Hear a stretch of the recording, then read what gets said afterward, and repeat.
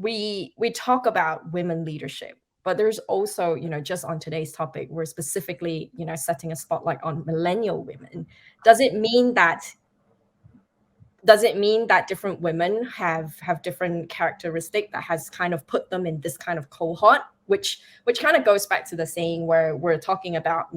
when you're carrying so much legacy with you, you're probably not really able to break through it and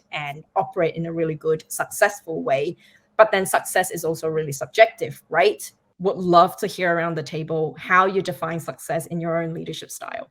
Yeah, and coming back to what Juby was saying, I think sometimes it is true that maybe there is most men and most women have a certain type of leadership style, but you can also see, for example, I had managers that were men and they were much more empathetic than some women managers or leaders or peers, even, when we're in a leadership team. And sometimes there are men that are very empathetic and emotional, and maybe there are other men that categorize, kind of women leadership in terms of emotional, and that sometimes is good and sometimes it's bad when it's convenient, right? So when it's convenient to say, oh my god, women are too emotional because maybe there's some kind of topic that someone that can be men or women, if they're afraid of confrontation, that might say, oh my god, this is too emotional, so this in that case is a bad thing. But in another way, maybe sometimes also,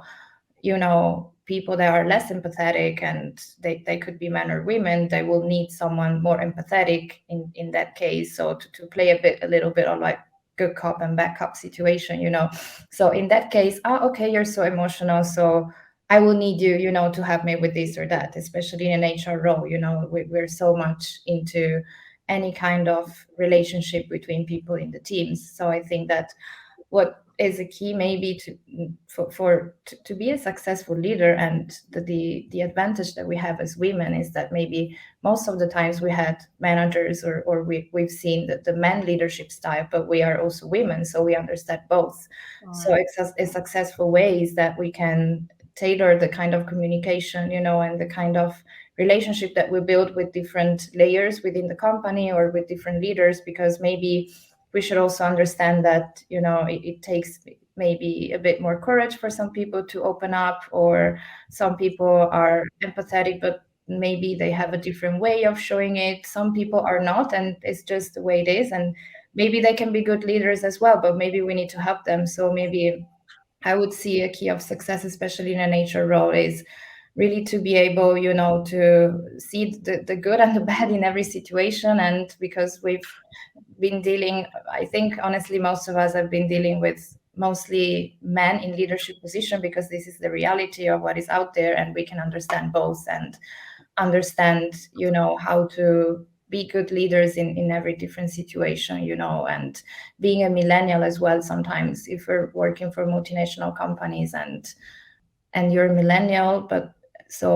you're a woman as well, it's hard sometimes for these people to see you as a leader. This is also something that the more we show that we have skills, but also we understand how to move in different kind of situation, that is also a skill set. Maybe this could be also the key for success. So for me right now, my, let's say, style is to listen to the people in my team as much as possible, share a lot. I do share a lot with them through meetings, through roundtables. I don't feel that the decisions that I take are my decisions, but everything is shared, and I value a lot the experiences which come from and the others' experiences and other points of view. So for me, what makes a good leader is someone who is able to listen to his team and to other resources, and of course, in the end, take the final decision, because this is what everyone expects from a leader.